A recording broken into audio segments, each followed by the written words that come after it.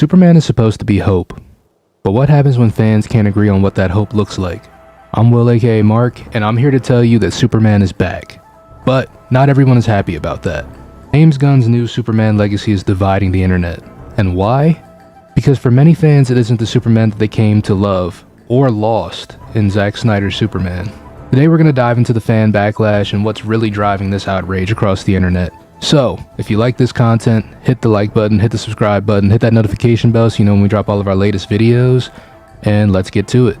Ever since Gunn's Superman costume reveal and early set footage, the internet has been absolutely on fire regarding Superman and just exactly what's going on with the franchise. Some people are hyped for a lighter, more optimistic version of Superman. Others, not so much. They don't get the vision. Now, for there to be such vitriol going up against this movie, that means there has to be some clear-cut differences between these two that are driving people to hate this before they've even seen it. There's even been people commenting saying they've seen this movie, and I'm recording this right now on July 8th. This is Tuesday. The movie is just now coming out in terms of the review embargoes, in terms of people seeing early screenings. This has not been released to the public yet. That comes on Thursday. So you guys should be seeing this hopefully on Wednesday if I can get this out on time. Now, for one, I'm not the biggest Superman fan in the world by any means. I like other characters. I'm a big Spider-Man guy. I prefer Batman over Superman personally myself. But when it comes to Superman in the movies, I still go to see them because I think they're interesting, but I'm not as invested as some people who have been reading Superman comics for years or are super familiar with the character. So when it comes to Zack Snyder and his Superman versus James Gunn's Superman, they're two very different characters. And that's mainly because Zack Snyder's Superman is unlike anything we've ever seen in terms of the character. When it comes to Snyder's Superman, he was truly a god amongst men. He was even worshipped as a god amongst men in some of these scenes that we see from Batman vs. Superman or Man of Steel. There's themes of isolation, sacrifice, burden versus responsibility, just finding your way in the world, existential responsibility even, that's sewed into Zack Snyder's Superman. But those are also just kind of common themes of Superman, but he goes about it in a strange way, or at least an unorthodox way. When it comes to traditional Superman, he is the big blue Boy Scout, meaning he is hope. He symbolizes hope, justice. Back in the day, he used to symbolize the American way, but that's since changed over time. The comics have evolved to be less America-centric and more world, universe, multiverse centric, so they're just widening the scope. And with that hope, with that symbol of justice, Superman really kind of personifies optimism, and he shows that through his attitude. However, this is not what we get in Zack Snyder's Superman whatsoever. He's more grim, he's more brooding, he's more skeptical towards the people that he's saving. He's wondering if this is something that he should even be doing, if this is something that is his responsibility in the first place. Because that's kind of something that's driven into him by his dad in these movies. So I guess we're going to kind of get into Zack Snyder a little bit and how he changed things up and why people are so accustomed to this version of Superman now, because it's what's been peddled to us since Man of Steel came out in 2011, 2012. I can't remember off the top of my head. There are scenes and things that Zack Snyder does with the character and the people around him that kind of make it a little bit not unrecognizable, but unfamiliar. Like Pa Kent, if we really even want to call him that in this movie, he is almost the antithesis of what he was in the comics. When it comes to Superman as a child saving those kids in the bus, he asked him, should I just have let them die? What was I supposed to do? And Pa Kent's response isn't to do the right thing, which is something that Superman is kind of, embodied in the comics of he does the right thing no matter what. In this one, Pa looks at him and says, maybe you should have let him die. And then there's the tornado scene, which thematically is kind of all over the place. This scene was still emotionally impactful. I'm not taking anything away from it in that sense. It's still impactful. It still does what it needs to do for that movie, but it's different for the character of Superman because Pa Kent in the comics and in other mediums, he dies from a heart attack. And the purpose of that is to show Superman that even with all of his power, even with everything he's got going for him, there's just some things you can't save people from. There's some things that are just inevitable. But in this movie, when he literally watches his dad go and save these kids from a tornado, and when he sees his dad's in danger and he goes to save him, his dad tells him not to save him, it doesn't really play off as a some people just can't be saved type of thing. Now, I get for this movie, he's trying not to expose his identity as a superpowered person because they don't know how the world is going to accept that. You know what I mean? So he doesn't know how people are going to respond to him being the way he is, and he's trying to save his son the trouble. I don't blame him for that. Honestly, that's something just about any parent would really do. But in an instance where you've got a guy who's literally invulnerable, indestructible, it doesn't really matter, that the US government couldn't do anything to him if they really wanted to, it's a little bit nonsensical. Just a little bit. And I know a lot of people disagreed with Superman breaking Zod's neck at the end of the movie. I don't really disagree with it. I kind of saw it as there's not a whole lot more he really could have done in that instance. I know some people are like, well, why didn't he just fly up? Okay, and then what? I'm waiting. But the purpose of what Zack Snyder was trying to do was take a Superman and try to create a movie that creates an allegory for what if this guy existed in this world right now. Which, if that's the case and we're operating within the real world, or at least a mere comic book image of the real world, yeah, I think he kind of landed that pretty well. He landed the human skepticism side of it. He landed, Superman's side of things where he's like, I don't even know if I want to do anything for these people because, he doesn't know how he's going to be accepted. So it plays around with a lot of moral complexity and moral middle grounds. And I think the problem with that is it brings it closer to a character like Batman and that spectrum than it does to a character like Superman, who's supposed to be unwaveringly optimistic. He is Superman. Instead, Zack Snyder's Superman is a Superman for darker times. Now, let's contrast that with James Gunn's Superman, which, again, this is Tuesday. I have not seen this movie. I'm not going to pretend that I've seen it. I'm not defending James Gunn in this video at all. I'm cautiously optimistic. That's where I lay on this. When we contrast this with James Gunn's approach to Superman, we can tell that James Gunn has a more kind-hearted approach, more connected approach to Superman than Zack Snyder did. Like, we really get to see the return of the big blue Boy Scout, even things like the trunks returning back to the suit, which, people think traditionally have been silly, but it's always been a part of the character of Superman. Always. People say it looks silly. I think that's kind of the point of why he does that. To, kind of bring people at ease. Like, this guy's flying around with his underwear outside his pants. I guess we can kind of calm down. He's on our side. But this brings it back to a more traditional, I guess, Superman, superhero approach.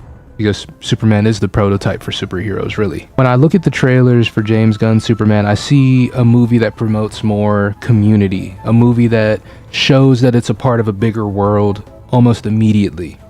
Something that I don't think Zack Snyder was really afforded that chance to really show. He was kind of forced along to speed things up and get through stuff, which, from a studio standpoint, I see where you're coming from because you're competing with the Avengers and they're already 10 steps ahead of you. But from a moviegoer standpoint, it really does just kind of muddy things. So when it comes down to why I think the backlash for this movie is so loud, I think it really kind of boils down to three main factors. And those three main factors are just emotional investment. People loved Henry Cavill. They loved his Superman. They wanted him to come back. Henry Cavill was very, very vocal about wanting to come back. It seemed like everything was kind of coming together and then it fell apart. Tonal whiplash is probably the second one. Going from what Man of Steel was, what Batman vs. Superman, or even Justice League was, to this version of Superman, all the bright colors, the jokes, sort of the whimsy about it. It's jarring. It's a huge shift. But I think that just kind of goes to show how big of a change Zack Snyder really did make to the character, that people are so jarred by Superman just being like happy or funny or silly.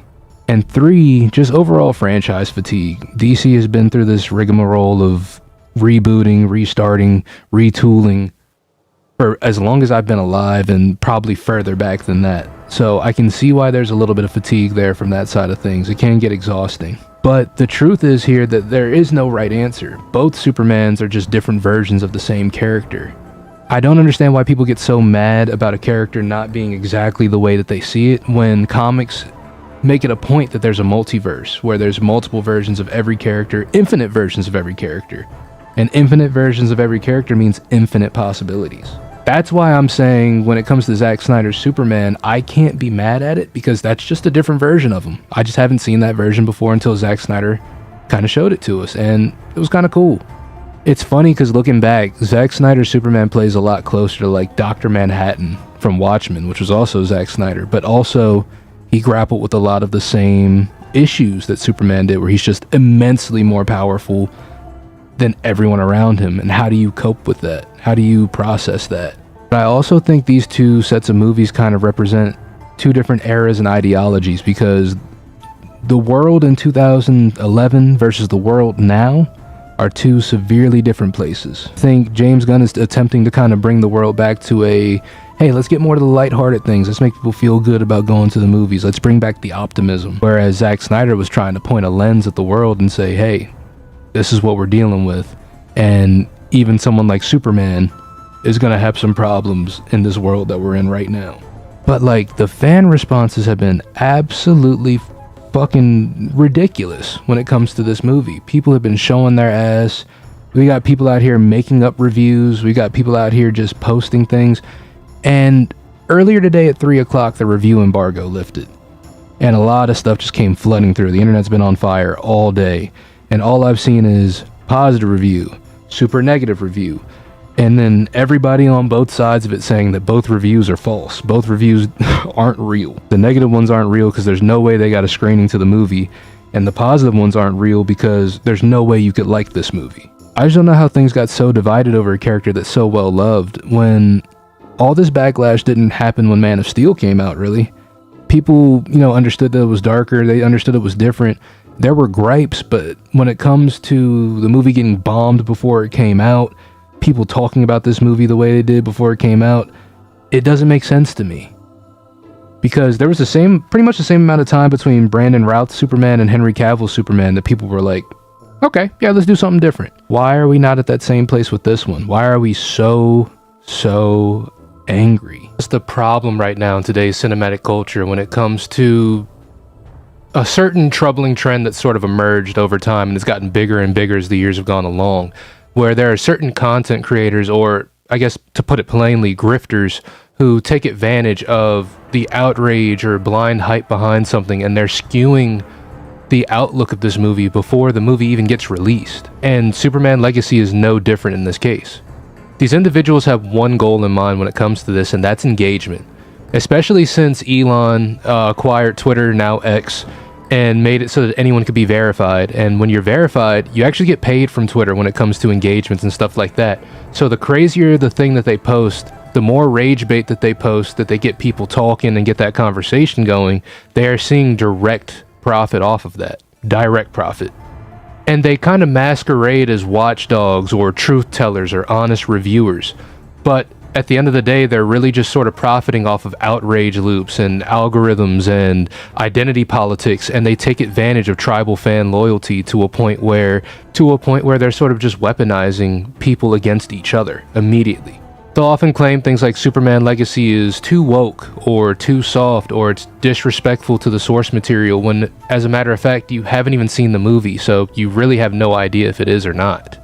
And this isn't just a harmless thing. It's not just I can ignore this and it won't become... No, this skews the conversation behind movies. This is something that when people look back on it and they look back on this release, all they're going to remember is that everyone was mixed. Even there's going to be people who straight up don't see this movie because of these reviews that they see. It undermines all of the real reviews that go out there. It pressures filmmakers to cater towards these people, and honestly, they're not really asking for anything groundbreaking or revolutionary. It floods the online space with noise, and it just makes it difficult to decipher what is real, what's not, what's good, or what isn't. And what we're witnessing right now isn't really just opinions, it's premeditated distortion. It's people trying to sell a narrative to an audience that they feel alienated by industry shifts, and they weaponize that discontent so that they can profit off of it. One thing that I've seen a lot is people saying that the reviewers who were, invited out to the premiere, they didn't give honest and good reviews because they were paid to go out there, this and that. One, I don't know how you all expect early screenings to go in the first place. They have to be invited out. Two, I'd imagine a lot of those reviewers don't accept money. But I do also recognize there's people flooding things from the opposite direction as well. And I wouldn't put it past Warner Bros. To do this, given the track record they've had recently. It does really seem like they need a win. I just don't think that people trying to mesh these two as the issue that it is, I just don't think it's necessary. And it's weird that all of a sudden now we're saying, and I'll post some of these tweets up here so you can see them. You'll see that I'm not making this up. But people are calling negative reviews honest reviews, which doesn't make sense. Why can't a good review also be honest? And also, why can't someone just like a movie? We all have different taste. One reviewer is going to enjoy a movie, one reviewer is going to say it's bad, but there's objectively bad movies. That's true, but I don't think this is one of them. And I think the only way to combat this is really to stop engaging with them, to them themselves. At the end of the day, movies should be judged by the theater, not the thumbnail. Where do I lie on the scale of, Zack Snyder sympathizer versus James Gunn glazer? I'm somewhere in the middle. I'm cautiously optimistic, but I do acknowledge that the place that we came from, I do wish we had seen a little bit more of it. I do think it ended prematurely, and I do sympathize with Zack Snyder and what happened, because I do think he got a really raw end of that deal. But at the same time, I'm excited that things are going to keep moving. I'm excited that DC gets a new chance, because you guys may have liked Superman. There was a lot of other things going wrong with DC. None of that was really going to work, and it would have been messy trying to just only bring Henry Cavill over. Now, with that being said, James Gunn did bring people over from the Suicide Squad movie, so I can't speak to that. Those are his characters. He's the one running the show over there. I can't speak to what his plan is or anything like that, but I do know that he didn't want to cause a lot of confusion when it came to, Superman and who's that, so he kind of cut that extremely early. So Henry Cavill kind of catching raw ends of the deal as well as along the way. But when it comes to Superman, at the end of the day, people just want a Superman that inspires them. They want to be able to look at the movie and see themselves in this character. And whether you prefer Zack Snyder's Superman or James Gunn's more hopeful version of the character, I'm just glad that Superman is still relevant and still in this conversation, and we're still getting movies. And maybe that's all that really matters at the end of the day. That these properties are still staying relevant and we're still getting stories. Because everything else can be figured out at the end of the day. So what do you think? Are you Team Gunn or Team Snyder? Drop your thoughts down below, but let's keep it civil, unlike I've seen on social media lately. Let's try to keep it fair and keep it above the belt. If you got an opinion, feel free to drop it down below. And I'm sure other people will let you know what theirs are, but again, keep it civil. As always, I'm Will, aka Mark, and you're amazing. Thank you for watching, and I'll catch you guys in the next one. Peace.